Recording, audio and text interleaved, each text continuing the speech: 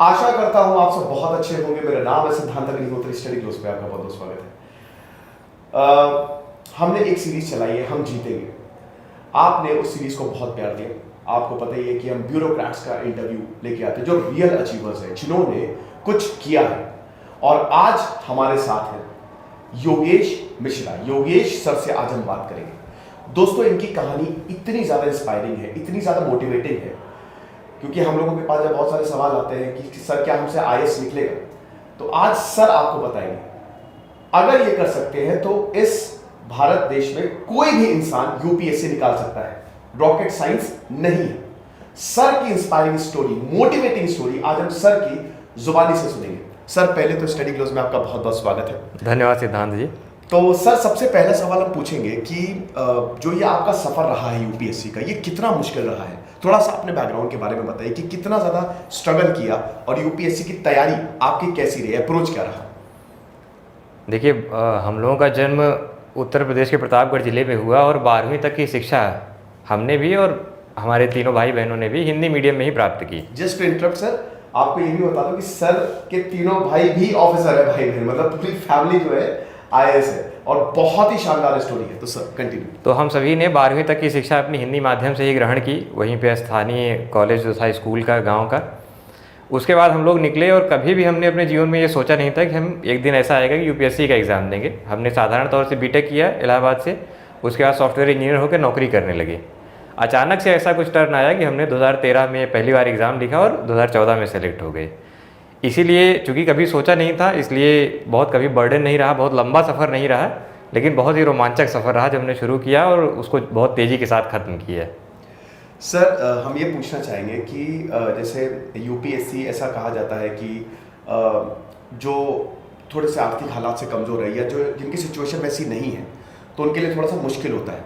Sir, हम आपसे जानना चाहेंगे कि आपके हालात भी ऐसे थे कि बड़ा मुश्किल था उस हालात में पढ़ना, लेकिन उस हालात से निकले आपने अपनी जो ज्ञान है उसके दम पे आपने इतनी ऊंचाई हासिल की। तो सर उसके बारे में हम थोड़ा सा जानना चाहेंगे ताकि बच्चे काफ़ी मोटिवेट हो। जी, आज के समय में देखें तो जो सबसे आर्थिक हालात, जो जिन मुश्किलों की आप बात कर रहे हैं, सबसे महंगी होती थी शिक्षा।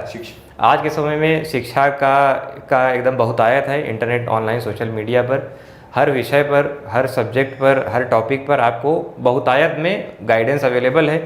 तो बहुत थोड़ा सा आपको अपनी तरफ से इन्वेस्ट करना है, जो कि आपकी अपनी मेहनत है। बाकी तो अब इतना महंगा या इतना आर्थिक रूप से कठिन नहीं रह गया है। जी सर। और सर, आपने क्या प्रॉब्लम फेस की थी जब आप यूपीएससी की तैयारी कर रहे थे?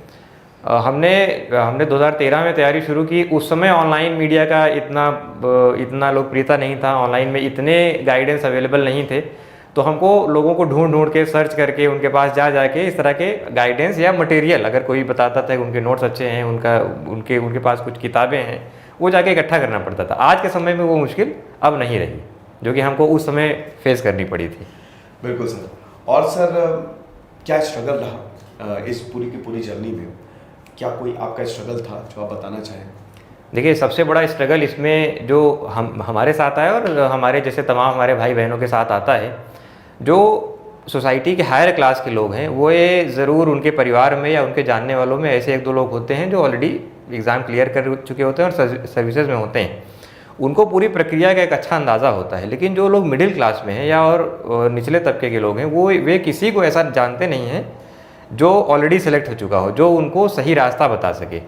ये स्ट्रगल हम लोगों के साथ भी आया, ये दिक्कत हम लोगों के साथ भी आई और आगे नहीं आए, इसके लिए ये हम लोग लगातार एक प्रयास करते रहते हैं। बिल्कुल सर। और सर, आपका अप्रोच कैसा था तैयारी का? आपका अप्रोच कैसा था? आपकी स्ट्रैटेजी कैसी थी? आपका जो ऑप्शनल था वो क्या था? किस तरीके से आपने स्ट्रैटेजी बनाई? क्योंकि उस समय तो काफ़ी अलग होता था कि ये एग्ज़ाम जो है, और अभी इस जो अभी प्रेजेंट चल रहा है उसमें बच्चे क्या स्ट्रैटेजी को अपना सकते हैं आपके हिसाब से, जिससे ये एग्ज़ाम क्लियर हो जाए?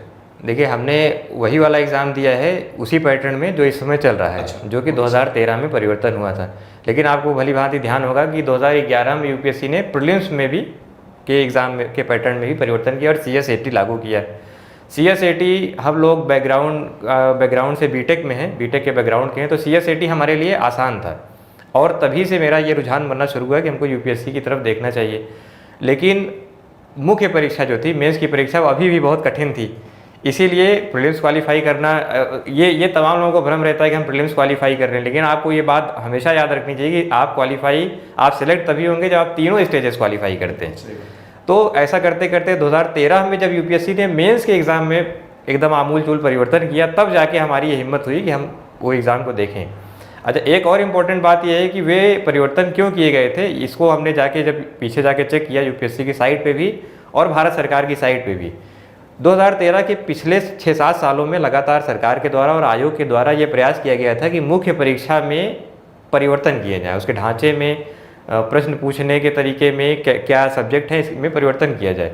वो सारी रिपोर्ट्स जो गवर्नमेंट ऑफ इंडिया की थी और आयोग की थी, वो सारी रिपोर्ट्स मैंने पढ़ी। तो जब 2013 में पैटर्न बदला, तो चूंकि वो रिपोर्ट मैंने ऑलरेडी पढ़ रखी थी, इसलिए मुझको भली भांति अंदाज़ा था कि मेंस एग्जाम में किस तरह के प्रश्न आपसे पूछे जा सकते, आपकी किन खूबियों को अब चेक किया जाएगा। तो इस बात का हमको उस समय लाभ हुआ। अच्छा। और वही पैटर्न अभी आज तक चल रहा है। अच्छा, और सर वैसे आपकी मतलब अगर हम पढ़ाई के मामले में देखें तो कैसे आपका टाइम टेबल क्या था, और क्या किसी ने आपको इंस्पायर किया था ये आईएएस बनने के लिए? हाँ, ये एक सवाल बहुत पूछा जाता है जो हमारे गेस्ट आते हैं, कि जो हम सबसे पूछते हैं कि कहाँ से इंस्पिरेशन मिली आईएएस करने की? क्या आपने किसी को देखा या कोई था या कुछ ऐसा इंसिडेंट हुआ कि नहीं मुझे यूपीएससी करना है कुछ? ये 2011 में जब CSAT आ गया तो हमारे साथ के कई लोग जो कि थोड़े मैथमेटिक्स में या लॉजिकल रीजनिंग में कमज़ोर थे, वे हम लोगों से संपर्क करने लगे, क्योंकि हम लोग बीटेक बैकग्राउंड के थे। हमने उनको बताना भी स्टार्ट किया। बताने के क्रम में हमने देखा कि जो पेपर आता था उसमें 200 नंबर का पेपर आता था, पेपर 1, और 200 नंबर का CSAT। तो 200 नंबर में हमको लगता था कि 170-80 इतने नंबर हम आसानी से ला सकते हैं, और जब कट ऑफ देखते थे तो वो भी कभी 190 जाता था, कभी 195। तो ऐसा मन में आया कि जब 180 नंबर हम यहाँ पे ला सकते हैं तो 10-15 नंबर वहाँ पे भी ला सकते हैं। तो इस तरह से मन में एक कल्पना करते करते, लेकिन अभी भी मुख्य परीक्षा जो थी अभी भी बाधा थी। जैसे ही यूपीएससी ने वो 2013 में वो वाली बाधा हटाई, मुख्य परीक्षा का पैटर्न बदला, हम तुरंत मैदान में कूद पड़े अपनी नौकरी से इस्तीफा देकर। अच्छा, तो ये वो घटना थी, ये वो घटनाओं का क्रम था जिसने हमको यहाँ पे ले आया। और सर ये पूछना चाहेंगे, बच्चे काफ़ी इसमें कंफ्यूज रहते हैं कि कितने घंटे पढ़ना चाहिए। मतलब जैसे काफ़ी लोग हैं जो कहते हैं कि 18 घंटे पढ़ो, 24 घंटे, जो ह्यूमनली इट्स नॉट पॉसिबल। जी जी। सर आपके हिसाब से आप कितना पढ़ते थे और कितना एक आइडियल टाइमिंग होना चाहिए कि हाँ मतलब अगर इतना पढ़ रहे हैं तो हमारे अच्छे चांसेस हैं? जी, सबसे बड़ी बात है, हमने शायद पहले भी देखा है और पहले IIT JEE के एग्ज़ाम में भी मैंने देखा है, हम लोग घंटों के हिसाब से नहीं, मन से पढ़ते थे। आप चाहे 6 घंटे पढ़ें, चाहे 12 घंटे पढ़ें, यदि आपका मन वहाँ उपस्थित है तभी वो आपके लिए लाभकारी है। तो पहली बात तो घंटों के चक्कर में ना रहें, मन से पढ़ें, जितनी भी देर पढ़ें मन से पढ़ें, क्योंकि वही आपके काम आने वाला है। फिर भी अगर तमाम लोगों से हमने बात किया है जो, तो 8-10 घंटे अगर आप पढ़ लेते हैं तो ये पर्याप्त है। क्योंकि आप ये ध्यान रखें कि शरीर अगर आपका स्वस्थ रहेगा तभी आप ये सारा ज्ञान आप एग्ज़ाम में तभी ले जा पाएंगे जब आपका शरीर स्वस्थ रहेगा। कई लोगों हमने देखा, उन्होंने इतनी तगड़ी मेहनत की, इतना ज़्यादा कार्य किया, उन्होंने सारी तैयारी कर ली, एग्ज़ाम के एक मौके पर उनका स्वास्थ्य खराब हो गया, वे बीमार हो गए, वे कमज़ोर हो गए, वे अपनी पूरी क्षमता या अपना पूरा ज्ञान एग्ज़ाम में दे ही नहीं पाए। तो वो ना करें, अपने शरीर का ध्यान रखें हमेशा, क्योंकि शरीर एक ऐसी चीज़ है जो आपको आपके ज्ञान को वहाँ तक ले जाके पहुँचाएगा और वही आपको सिलेक्शन कराएगा। बिल्कुल, देखो भाई बहुत बड़ी बात बोल दी है कि मन से पढ़े, ठीक है, तो मन लगा के पढ़े, घंटों पे ना जाए। ओके सर, एक चीज़ पूछना चाहूँगा मैं, ये आपसे थोड़ा सा पर्सनल सवाल है सर, आपके परिवार में मतलब जो आपके ब्रदर्स हैं, they are all IAS officers, ये कैसे हुआ सर? मतलब ये तो बहुत ही rarest of the rare condition होती है, बट क्या आपने मोटिवेट किया, क्या मतलब कैसे ये सिलसिला शुरू हुआ सर? सिलसिला तो शुरू हुआ, मेरी दोनों बहनें थीं, वो मुझसे पहले से भी तैयारी करती थी। अच्छा। लेकिन दोनों आर्ट्स बैकग्राउंड की थीं, और मुझे लगता है कि वो CSAT वाला जो फैक्टर था वो कहीं ना कहीं उनको प्रभावित कर रहा था। उनका ज्ञान बहुत अच्छा था, वो बहुत ही टैलेंटेड थी, जो कि बाद में रिजल्ट के रूप में सामने भी आया। लेकिन CSAT वाला एक हिस्सा था जो उनको प्रीलिम्स में ही आउट कर दे रहा था। उनकी तैयारी लगातार चल रही थी। जब मेरा सिलेक्शन हो गया उसके बाद उसको वो सारे CSAT क्या था सर, ये एक बार जरा? CSAT civil services aptitude test है, 2011 में UPSC द्वारा इसको प्रीलिम्स एग्जाम में इंट्रोड्यूस किया गया। शुरुआत में तो ऐसा होता था कि इसके मार्क्स जुड़ते थे कट ऑफ में, कट ऑफ GS पेपर 1 और CSAT को जोड़ के बनाया जाता था। हालांकि बाद में इसके विरोध में बहुत सारी बातें हुई, कमीशन ने भी उनका संज्ञान लिया और बाद में इसको सिर्फ अब इस समय क्वालिफाइंग कर दिया है। जो नए बच्चे देख रहे हैं जी, क्योंकि अब आपको 200 में सिर्फ 66 नंबर लाने हैं CSAT के पेपर में, और सारा कट ऑफ जो है वो पेपर 1 से निर्धारित होगा।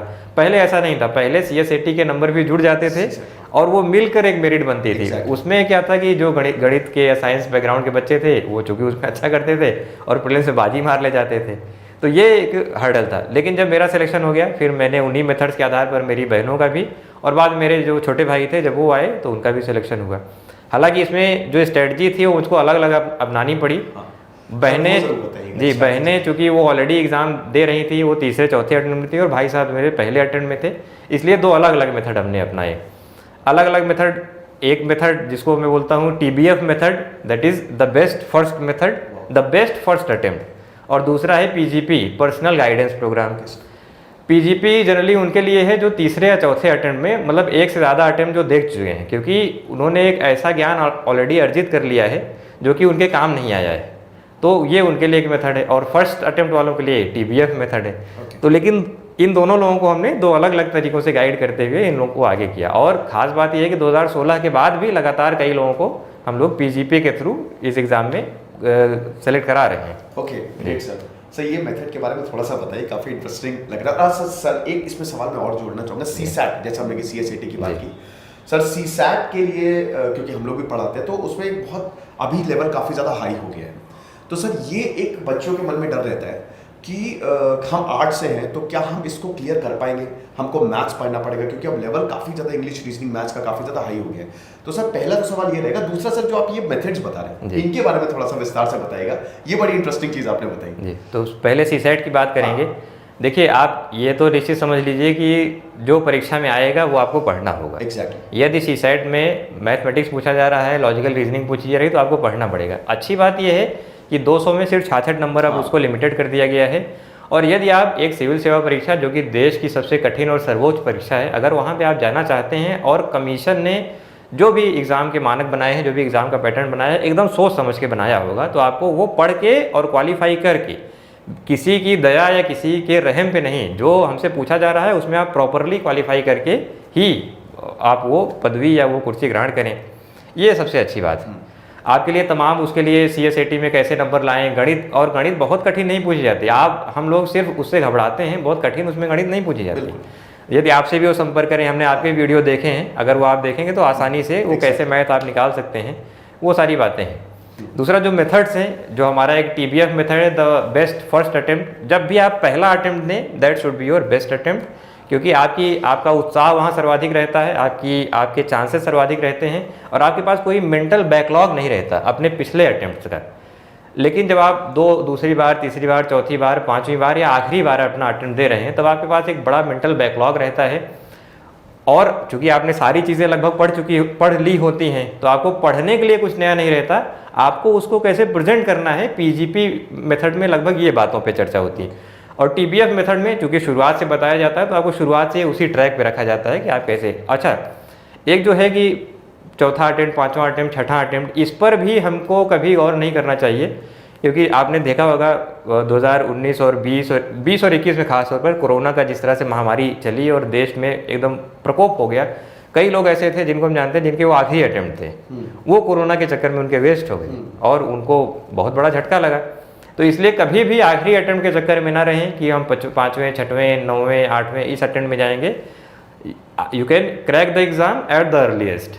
आप अच्छी तैयारी करें, सही दिशा निर्देशन में तैयारी करें और जल्दी से इस प्रोसेस से निकल जाएं, क्योंकि इस प्रोसेस में जितने भी समय आप रहते हैं उसका आपको कोई लाभ, आपको ज्ञान ज़रूर प्राप्त होता है, लेकिन आपको इसका कोई वेतन मिलता है। और जितनी देर में आप सरकारी नौकरी ज्वाइन करते हैं, आपके आगे चल के प्रमोशन के आसार भी उतने कम होते हैं। बिल्कुल सर, बिल्कुल। आई होप ये चीज़ हम लोग भी बताते हैं सर कि जितना जल्दी आप इसको ज्वाइन करते हैं तो आपके सेक्रेटरी लेवल या उसके चांसेस काफ़ी ज़्यादा बढ़ जाते हैं। सर अगला सवाल ये होगा, मैंने सोशल मीडिया पे एक्चुअली डाला था, तो वहाँ पे एक सवाल आया था, तो उन्होंने पूछा था कि सर IAS बनने के बाद क्या होता है। मतलब जैसे IAS तो चलिए हम लोग कर लिया, लेकिन बनने के बाद जिंदगी चेंज होती है, या जैसा जो हम लोग ने IAS से पहले सपना देखा होता है, क्या वैसा होता है? बहुत लोगों को ये लगता है कि IAS एक बार पढ़ लिया पूरा, ठीक है, मतलब एक बार we have cracked the IAS और उसके बाद चीज़ें खत्म, छुट्टी, काम में मस्ती मारेंगे। सर ऐसा होता है कि काम और ज़्यादा बढ़ जाता है? सर आपसे जानना चाहेंगे। काम बहुत कई गुना बढ़ जाता है, इवन कि फिर काम ही काम रहता है, आप अपने लिए परिवार के लिए समय निकालना बहुत मुश्किल हो जाता है। लेकिन आमतौर पर आप वो काम कर रहे होते हैं जिसका आपने सपना देखा होता है, जो जिन जिन शुरुआती विचारों के साथ आप इस एग्ज़ाम की ओर मुखातिब होते हैं, आपने जो पहले कदम बढ़ाए होते हैं, वो सारे विचारों को इम्प्लीमेंट करने की ताकत आपको मिलती है, आपको ये अधिकार दिए जाते हैं। आप जहाँ पे भी स्थापित रहते हैं, आपको अपने क्षेत्र में, अपने दायरे में जितने भी लोग रहते हैं, उनके मौलिक अधिकारों की सुरक्षा का दायित्व मिलता है आपको। तो इस प्रकार तमाम दायित्वों से आप हर समय घिरे रहते हैं, तमाम समस्याओं का निराकरण हर समय करते रहते हैं। लेकिन हाँ, ये वही चीज़ें हैं जिनके लिए आप चले थे, तो आपको कभी भी इसमें थकान, बोरियत, गुस्सा या चिड़चिड़ापन नहीं आता। आप अमूमन लगातार इस बात को एंजॉय करते रहते हैं। ये सर मैंने इसलिए पूछा ना क्योंकि बहुत एक मिथ है कि एक बार आईएएस निकाल गया तो पढ़ाई गई, बल्कि हम लोग उनको बताते रहते हैं कि वो 2-3 गुना ज्यादा काम हो, इसीलिए शायद पैटर्न भी उनका इतना टफ है कि वो आपको तैयार करते हैं कि आगे जो इतना प्रेशर आपको झेलना है तो अभी से ही तैयार हो जाओ। सर एक सवाल ये पूछना चाहूंगा इसको कंटिन्यू करते हुए कि एक आईएएस की जैसे आपकी सर क्या डेली रूटीन है जब आप जॉब करते हैं, मतलब क्या रोजमर्रा की लाइफ कैसे वो चलता है सर, ये आपसे पूछना चाहूँगा। देखिए, हमारी अपनी व्यक्तिगत तो ये है कि हम सुबह उठकर या तो टहलने जाते हैं या कभी खेलने जाते हैं, मतलब कुछ न कुछ बदलाव करते करते कुछ फिजिकल पार्ट करते हैं।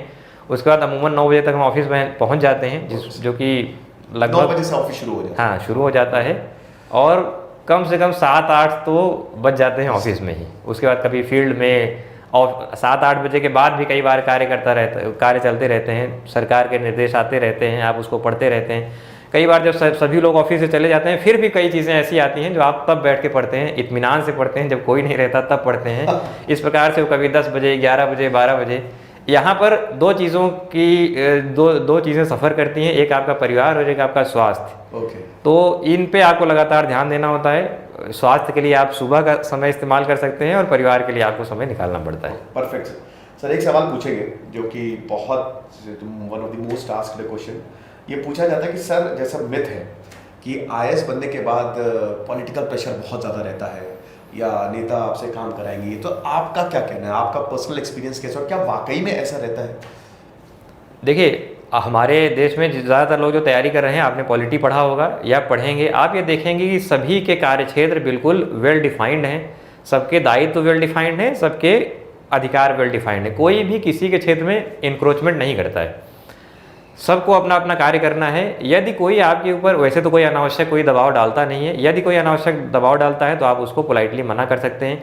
हमारे यहाँ जितने भी आप देखेंगे, जितने भी विधायक हैं, जितने भी सांसद हैं, जितने भी मंत्री हैं, they are well deserved people, well qualified and well experienced people, और वो कभी भी इस प्रकार का अनर्गल या अनैतिक दबाव डालने का प्रयास नहीं करते। Once in a while rare आपको कहीं कैसे सुनाई देते हैं, लेकिन हमारी क्या मानसिकता रहती है कि हम उसी से पूरी पिक्चर ड्रॉ करने का प्रयास करते हैं, पूरी पिक्चर को उसी कलर में रंगने का प्रयास करते हैं। वैसा है नहीं, आपको बिल्कुल इस प्रकार के दबाव का सामना नहीं करना पड़ता। और यदि कोई दबाव है, यदि जनता की सेवा या जनता को सर्विस डिलीवरी का कोई दबाव है, तो आपके मंत्रीगण और अधिकारीगण उसको मिलकर बियर करते हैं। वो दबाव जितना ऑफिसर्स पर है उतना ही मिनिस्टर्स पर भी है कि जनता को हम अधिक से अधिक कम से कम समय में अच्छी से अच्छी सेवाएं कैसे दें, ये सभी के ऊपर दबाव है। बहुत सही बात कही सर आपने, तो आई होप ये चीज़ें आपको पता चल गई होगी कि ऐसा कोई पॉलिटिकल प्रेशर नहीं होता। सर आखिरी सवाल ये रहेगा हमारा कि आईएएस के लिए वो क्या कोर क्वालिटीज़ हैं जो होनी चाहिए, जो एस्पायरेंट्स को फॉलो करना चाहिए और जो उनके अंदर होनी चाहिए, चलिए नहीं भी है तो उसको डेवलप करें। सर आपसे पूछना चाहिए, अगर ये एग्ज़ाम की, आप सिविल सर्विस एग्ज़ाम की बात करें, तो मेरा तो मानना है कि सबसे पहले आपको अपनी हेल्थ हमेशा मेंटेन रखनी चाहिए, क्योंकि एक ख़राब हेल्थ आपकी पूरी अच्छी खासी तैयारी को एकदम एंड मोमेंट पर डिरेल कर सकती है। दूसरा, आपकी प्लानिंग ज़बरदस्त होनी चाहिए। कब एग्ज़ाम है उसके कितने समय पहले मेरा सिलेबस कंप्लीट हो जाना चाहिए, कितना समय हमको रिवीजन में देना है, कितने हमको टेस्ट पेपर्स लगाने हैं, ताकि हम वो ऑप्टिमम लेवल अचीव कर सकें जो कि यूपीएससी के लिए चाहिए। प्लानिंग आपकी ज़बरदस्त होनी चाहिए। और थर्ड आता है, जब आपका प्लान अच्छा है तो आप जम के मेहनत आपको करनी चाहिए, उसमें कोई कोताही या कोई हिचकिचाहट आपको नहीं होनी चाहिए। ओके सर, तो ये 3 क्वालिटीज़ हैं जो कि आपको पकड़ के चलना चाहिए। सर कुछ कहना चाहेंगे एस्पायरेंट से, जो कि जिससे क्या होता है कि कई बार बच्चे इतनी लंबी जर्नी होती है, थक जाते हैं कि मतलब नहीं हो पाएगा, टैलेंटेड होने के बावजूद कि कुछ डिमोटिवेशन आ गया, कुछ आ गया, तो सर उन बच्चों के लिए आप कुछ कहना चाहेंगे? जी बिल्कुल, आप जब भी थकें, जब भी डिमोटिवेट हों या जब भी आपको छोड़ने का मन करे, तो आप उस दिन को याद करिएगा या उस समय को, उस घटना को याद करिएगा जिस समय जिस घटना ने या जिस व्यक्ति ने आपको इधर की ओर देखने के लिए मुखातिब किया, उत्साहित किया था, वो बात हमेशा आपको ध्यान रखनी है कि क्यों आप इस दिशा में चले थे। वो कौन सी पहली चीज़ थी जिसने आपको इधर, आपका मुंह इधर मोड़ा था, आपको इधर ढकेला था। वो हमेशा आप याद रखेंगे। आपको वैसे तो कभी डिमोटिवेट नहीं होंगे, लेकिन अगर आप डिमोटिवेट होते हैं, अगर आपके उत्साह में कमी आती है, तो वो चीज़ वापस आपका उत्साह का जो बॉटल है वो फिल कर देगा। पुनः आप री एनर्जाइज हो जाएंगे और पुनः आप उसी उत्साह के साथ आगे बढ़ जाएंगे। और सर कोई एक्टिविटीज़ कर सकते हैं, जैसे मान लीजिए कि जैसे आजकल ये चल रहा है कि अगर आप डिमोटिवेट हो तो थोड़ा सा मतलब एडिशनल मूवी देख ली या कुछ और कर लिया। कहने का मतलब है कि आप हर वक्त पढ़ाई में रहोगे तो हो सकता है डिमोटिवेशन आ जाए। इस पर आपका क्या कहना है? बिल्कुल एकदम सही मेथड है। जब आपको बहुत सारा ऐसा लगे कि बहुत रूटीन हो गया है, बहुत एकदम मंडेन हो गया है, आप बिल्कुल कट ऑफ हो जाइए कुछ समय के लिए। कुछ समय के लिए कट ऑफ हो जाइए, बिल्कुल अलग एक्टिविटी। जैसे मेरी एक आदत थी कि मैं बहुत सारी चीज़ें पढ़ता था, बहुत सारी किताबें पढ़ता था, और वे किताबें जो यूपीएससी सिलेबस से बिल्कुल डिसकनेक्टेड थी। जब हम वहाँ से थक जाते थे, उससे बोर हो जाते थे, या एकदम कई बार आप पढ़ते पढ़ते समझ में आना बंद हो जाता था, जब आप बहुत ज़्यादा पढ़ते, तो हम उन सारी किताबों को पूरी तरह बंद करके उन किताबों को पढ़ते थे जिनका यूपीएससी से कोई लेना देना नहीं था, और वे आपको फिर से एनर्जी से फिल कर देती थी, फिर से उत्साह से भर देती थी। तो कोई भी ऐसी एक्टिविटी जो आपको उससे थोड़ी देर के लिए कट ऑफ कर दे, आपको 1 घंटे 2 घंटे 1-2 दिन के लिए भी कट ऑफ कर दे, लेकिन जब आप वापस आएँ तो पुनः उसी उत्साह के साथ आएँ। ऐसी बहुत सारी एक्टिविटीज़ आप उनको अपना सकते हैं। सर से बस मन कर रहा है कि ऐसी बात करते ही चले जाए, बट हमारे पास समय सीमित है। सर एक मुझे सवाल याद है, प्रोबेबली ये लास्ट है। सर बस एक चीज़ आप ये बताइए कि ये मैं अपनी तरफ से भी पूछ रहा हूँ। सर बहुत सारे बच्चे ऐसे हैं, they are very talented, but उनके पास वो रिसोर्सेस नहीं है। कहने का मतलब ये है कि वो गांव से हैं। अब वो उनका कहना है कि हम कोचिंग नहीं कर सकते क्योंकि वो बहुत ज़्यादा महंगी है और हमारे पास कुछ है नहीं। तो सर ऐसे बच्चे जो पहली बात तो ये कि सर क्या आईएएस के लिए कोचिंग आवश्यक है, और दूसरी चीज़ क्या वो बच्चा जो बहुत ही निचले तबके से आ रहा है, निचले तबके कास्ट से लेना देना नहीं, बट जिसके पास फाइनेंशियल रिसोर्सेस नहीं है, तो वो कैसे स्ट्रैटेजी, वो कैसा अप्रोच अख्तियार कर सकते हैं ताकि एग्जाम जो है वो निकल सके। तो पहला सवाल, क्या कोचिंग जरूरी है, और दूसरा सवाल, जिनके पास रिसोर्सेज नहीं है वो उनका एटीट्यूड, उनका अप्रोच कैसा होना चाहिए? इस एग्ज़ाम में सेलेक्ट होने के लिए यूपीएससी के मुख्य परीक्षा की अंतिम सूची, फाइनल लिस्ट में जगह बनाने के लिए आपको एक लेवल पे आना होगा, एक लेवल पे आना आवश्यक। अब उस लेवल पे आप अपनी मेहनत से भी आ सकते हैं, अपने दम पर भी आ सकते हैं, आप एक्सटर्नल हेल्प से भी आ सकते हैं। एक्सटर्नल हेल्प जैसे कि कोचिंग उसका एक माध्यम है। तो कुल मिला के आपको यहाँ पे आना है, आपको जैसे बन पड़े वैसे आपको आना होगा। तो कई लोगों के लिए कोचिंग आवश्यक भी है क्योंकि वे अपने दम पर या अपनी पोटेंशियल पर नहीं आ सकते, शुरुआत में नहीं आ सकते हैं, उनको वो थोड़ा पुश आपको चाहिए ही चाहिए। ये हो गया। दूसरा, यदि कोई लोग बहुत पीछे हैं तो आज के समय में आप इंटरनेट मीडिया को देखें, सोशल मीडिया को देखें, तमाम ऐसे चैनल्स हैं जिन पर सभी सिलेबस की, सभी प्रकार की स्ट्रेटजी, सभी प्रकार की बुक लिस्ट उनकी भरमार है। आप उनमें से किसी को भी देख सकते हैं, अपने सुविधा अनुसार, अपनी समझ के अनुसार उनको सेलेक्ट कर सकते हैं। तमाम इस समय ऐसा हम देखने में आता है कि तमाम सिलेक्टेड लोग हैं जो लगातार नए कैंडिडेट से इंटरेक्ट करते हैं, अपने वीडियो, अपने गाइडेंस वो डालते रहते हैं, आप उनको देख सकते हैं। तो इस प्रकार से ये जो कमी थी, जो आज से मेरे ख्याल से 10 साल पहले रही होगी, आज के समय में वो कमी नहीं है।